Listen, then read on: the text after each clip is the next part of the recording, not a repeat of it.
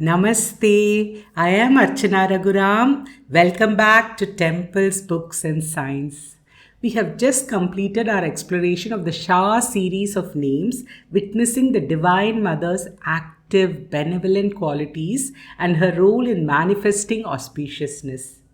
Now we reach a truly pivotal group of names in the Lalita Sahasranama, one that delves into the very core of Advaita Vedanta. The Lalita Sahasranamam uniquely presents Lalita Tripura Sundari as both Saguna Brahman, Brahman with attributes, and Nirguna Brahman, Brahman beyond attributes. Up until now, we have primarily seen the Saguna aspect of the goddess. Saguna means with qualities or with attributes. We have explored her embodied form, her mantra swarupam, and her kundalini swarupam, all manifestations of Saguna Brahman. Worshipping Saguna Brahman allows us to connect with the divine through concrete forms, names, and stories, fostering a deeper bond and facilitating spiritual progress. The next set of names describes the Nirguna aspect of Brahman. In Advaita Vedanta, Nirguna Brahman is considered the ultimate reality, with Saguna Brahman serving as a means to realize this profound truth. The Sahasranamam thus functions as a unique scripture, guiding us from Saguna worship to the ultimate Nirguna realization, embodying the profound truth that Shakti is ultimately the attributeless Brahman, Sat Chit Ananda. Before we dive deeper into how the Lalita Sahasranamam describes the Nirguna Brahman through these names, I strongly recommend that you watch my video, Global Consciousness, a Vedantic and Scientific Perspective. In that video, I have explored the meaning of an important verse from the Mundakopanishad. This verse beautifully describes what Vedanta means when it refers to Nirguna Brahman. It will help you understand these names better. I have provided the link in the description. But how do we explain something that is beyond comprehension and cannot be compared to anything in the universe?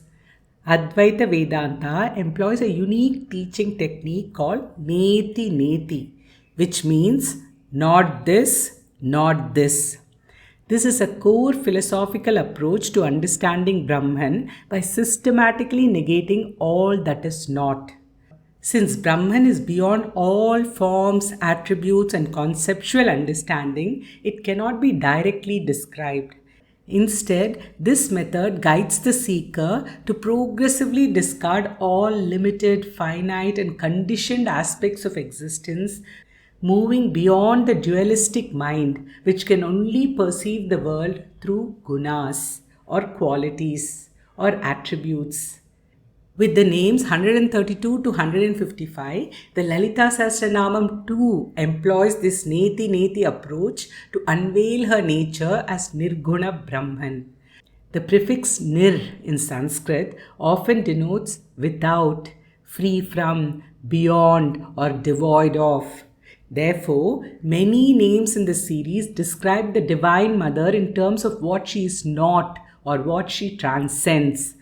This points to her transcendental, unconditioned, and attributeless Nirguna nature. Consider these names: Niradhara, Niranjana, Nirlepa, Nirmala, Nitya, Nirakara, Nirakula, Nirguna, Nishkala, Shanta, Nishkama, Nirupaplava, Nitya Mukta, Nirvikara, Nishprapancha, Nirashraya, Nitya Shuddha, Nitya Buddha, Niravadya, Nirantara, Nishkarana, Nishkalanka, Nirupadir, Nirishwara. That is why these names are aptly called Nishabda. This term has a dual meaning. It refers to names starting with Ni, and it also signifies wordless, beyond words, or silent, perfectly encapsulating the ineffable nature of Brahman. By negating all conceivable attributes and limitations, the text systematically strips away our conditioned understandings, guiding us beyond the dualistic and conceptual mind and revealing the pure, unconditioned reality that is Lalita Tripura Sundari.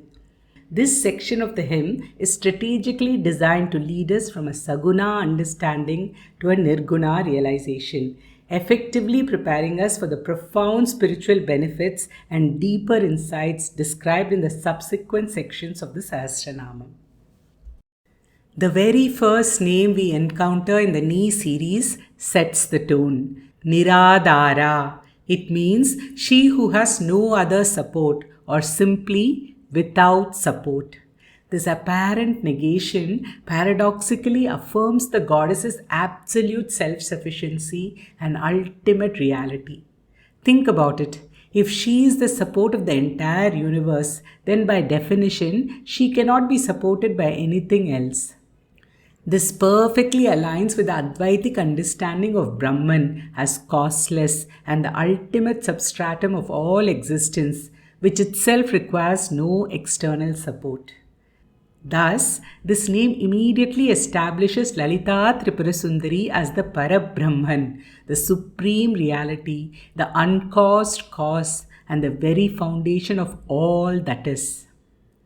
Beyond this fundamental philosophical meaning, Niradhara also refers to a specific form of internal worship.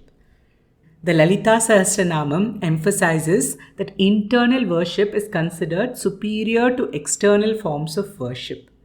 Within internal worship, Niradhara worship is believed to yield immediate results, leading to a quicker realization of the self.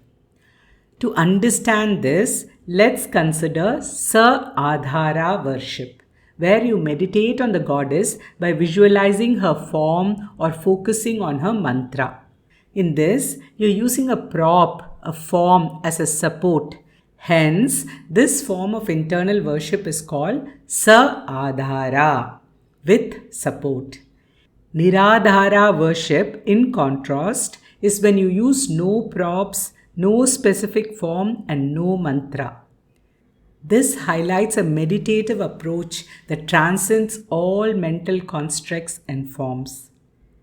Because she is that very Atma Swarupam which is reached through this propless, formless Niradhara worship, she herself is called Niradhara.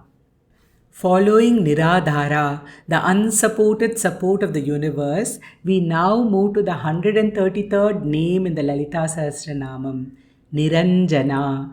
Its literal meaning is she who is devoid of any blemishes or scars. More profoundly, the term signifies being free from the stain of ignorance. This name emphasizes the goddess's absolute purity and pristine nature. She is untouched by any imperfections, defilements, or the stain of avidya, ignorance, that characterizes our conditioned existence. Niranjana is once again an important concept in Advaita Vedanta.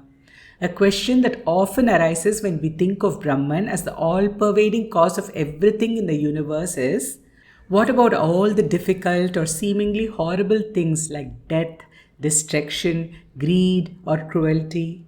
Are these not also part of Brahman? This is where Vedanta provides the answer. Brahman is asanga, untouched by the world. Although it pervades everything and everything is contained within it, Brahman itself is not sullied by anything. The closest analogy is that of space. Everything is contained in space, but space itself remains unchanged, unaffected, and untouched by what happens within it or by the things it contains. You can think of asangatvam as something akin to this quality of space. So, the Divine Mother as Niranjana is eternally pure, free from all impurities.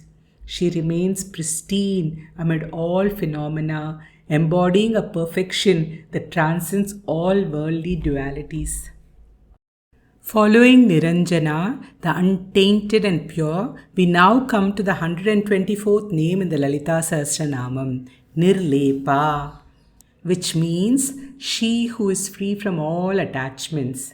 This name emphasizes the goddess's transcendent nature, signifying that she remains untouched by the dualities, actions, and interactions of the manifest world.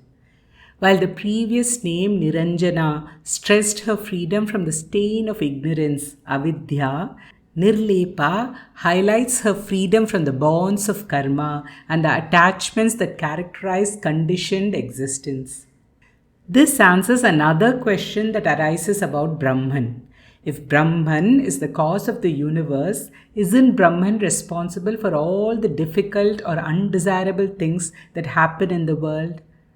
The concept of Nirlepa answers this by describing the Divine Mother as the detached observer, the pure consciousness that witnesses all creation, sustenance, and dissolution without being affected or stained by them. Krishna also says this in Bhagavad Gita, Namam limpati karmani, I am untouched by karma. The closest analogy to understand this is that of a dream. How does a dream world arise? It arises simply because you, the witness, are perceiving it. Whatever happens in your dream does not affect you in your waking state. If you win a lottery in your dream, you won't become a millionaire in reality. And if you commit a crime in your dream, you won't be held accountable for it upon waking. Just as no karma from your dream affects you, no karma from this world affects Brahman. This perfectly aligns with the Advaitic understanding of Brahman, which is inherently pure and unaffected by the illusionary nature of Maya. Thus, as Nirlepa, Lalita Tripura Sundari is the ultimate unattached witness, untouched by the play of the universe. Following Nirlepa, the unattached witness, we now arrive at the 135th name in the Lalita Sahasranama, Nirmala. Its literal meaning is she who is free from all impurities. This name serves as a culmination of the previous insights into the Divine Mother's pristine nature. While Niranjana emphasized her freedom from stain of ignorance, Nirlepa highlighted her freedom from the effects of karma and attachments. Nirmala affirms that because she is free from these things, she is absolutely pristine and unblemished. Essentially, this name tells us that the Divine Mother is inherently pure, and this boundless, untainted purity is also the true nature of the self, Atma, within each of us. Following Nirmala, the spotlessly pure, we now arrive at the 136th name in the Lalita Sahasranamam, Nitya. It means she who is eternal. And Nitya highlights the Divine Mother's timeless and unchanging nature. This name signifies that she exists beyond the cycles of creation, sustenance, and dissolution. She is not subject to birth, growth, decay, or death, affirming the everlasting quality of Brahman.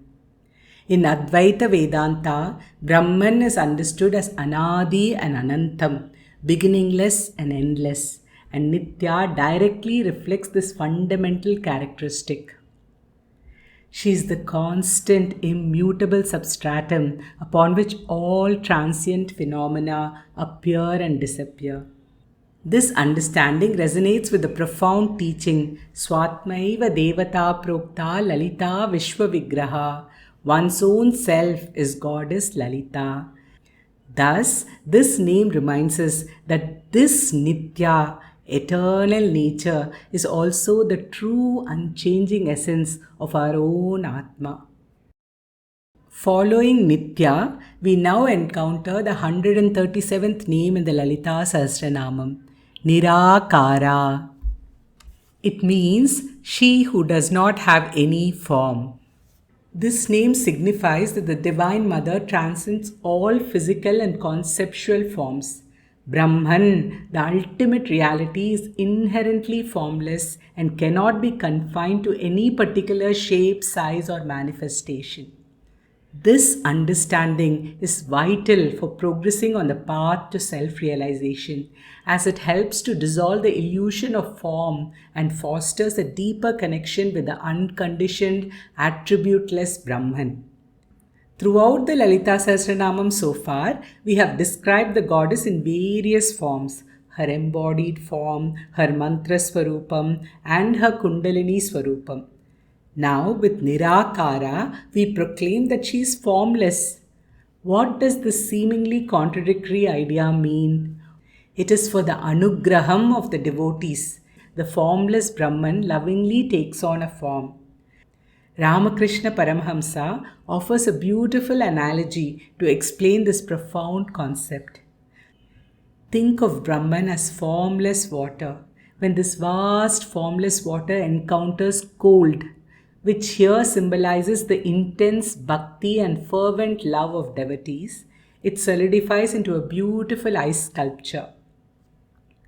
This sculpture, though appearing to have a distinct form, is still fundamentally water. Similarly, the pure, formless, divine goddess, out of compassion for her devotees, manifests in various forms due to their love and devotion. But just as the sun's warmth can melt the ice sculpture back into its formless water state, when the sun of Jnanam rises in the devotee's heart, the manifested form melts away and the divine is again realized as the ultimate formless reality. All the names that describe her form were for the purpose of cultivating bhakti, while all these names are for Atma Jnanam, knowledge of the self. Both devotion and knowledge find a place in the Lalita Sahasranamam because the ultimate goal of both paths is one and the same: liberation or moksha. Contemplating the name Nirakara helps devotees understand the goddess's boundless and formless nature. It encourages us to move beyond the limitations of perceiving the divine solely through physical forms and to seek a deeper, more abstract understanding of ultimate reality. Meditating on Lalita Tripura Sundari as Nirakara leads us to realize that our own Atma is also formless and identical to the formless Brahman. Following Nirakara, the formless reality, we now turn to the 138th name in the Lalita Sahasranamam, Nirakula. This name means she who is never agitated. Nirakula highlights Lalita Devi's inherent state of perfect tranquility and unperturbed peace. She is utterly unaffected by cosmic events, the fluctuations of the phenomenal world, or any individual disturbances. She embodies the stillness of the Absolute, which remains serene and undisturbed regardless of the ceaseless activity and changes occurring within creation. This name encourages us to cultivate a similar state of inner calm and equanimity, recognizing that true peace isn't dependent on external circumstances but an inherent quality of the Atma, which is ultimately non-different from the unperturbed Brahman. Meditating on Lalita Tripura Sundari as Nirakula can inspire us to transcend mental agitation and emotional turbulence, leading to a state of profound inner tranquility and spiritual stability. In fact, it is primarily in this deep state of inner calm that we can truly realize the nature of Brahman and the nature of Atma. Therefore, Nirakula is also understood as the one who is perceived in this very state of absolute stillness. As Shankaracharya famously says in the Bhajagovindam, Nischala Tattve Jivan Muktihi. When the mind becomes still, it dwells in Brahman and attains liberation in this very life. Cultivating this stillness is vital for progressing on the path to self-realization, as it helps to dissolve the illusion of being disturbed by worldly events and fosters a deep connection with the unconditioned attributeless Brahman. Following Nirakula, the unperturbed peace, we now arrive at the 139th name in the Lalita Sahasranamam, Nirguna. Its literal meaning is she who is beyond gunas or she who is free from all gunas. This is a profoundly significant term often used when describing Brahman itself, as in Nirguna Brahman. This name directly asserts that the Divine Mother transcends the three gunas, sattva, rajas, and tamas. These gunas are the fundamental qualities of Prakriti and are responsible for the formation of everything in the phenomenal world, including our own gross bodies. By describing Lalita as Nirguna, the Lalita Sahasranamam asserts her absolute transcendence over the material realm and all its inherent limitations. This implies that true understanding and realization of the divine necessitates moving beyond the conditioned existence governed by these gunas. Now, this begs the question, how do we grasp a concept like attributeless when our mind is constantly perceiving the world through gunas, shape, size, color, sound, and so forth? Let's try to understand this by using a simple analogy, that of a dream. When you are dreaming, everything in your dream, every person, object, color, and sound is a product of your own consciousness. Yet, you cannot point to any one thing in your dream and say, "This is my consciousness." Everything within your dream has attributes. The dream tree has a shape, the dream river has a color, the dream character has a voice. But the consciousness that gives rise to these objects and pervades the entire dreamscape itself does not have any of these attributes. It has no shape, no color, no size. So, how does that formless consciousness manifest or make itself known in the dream? It manifests as existence. Every object in your dream exists because of consciousness. The fundamental quality of consciousness, even in a dream, is pure existence.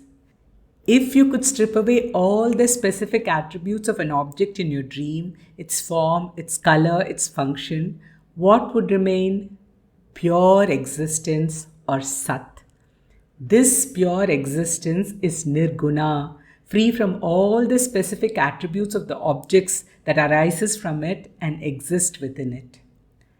The Divine Mother, in her ultimate unconditioned nature, is precisely this, unknown and unknowable through ordinary means, existing as pure existence, Sat, pure consciousness, Chit, and pure bliss, Ananda. Contemplating Nirguna helps us move beyond the conditioned to realize this ultimate unconditioned reality. And with this Nirguna, the Divine Mother beyond all qualities, we conclude this video. This fascinating journey into Nishabda, names that signify the wordless, continues in our next video.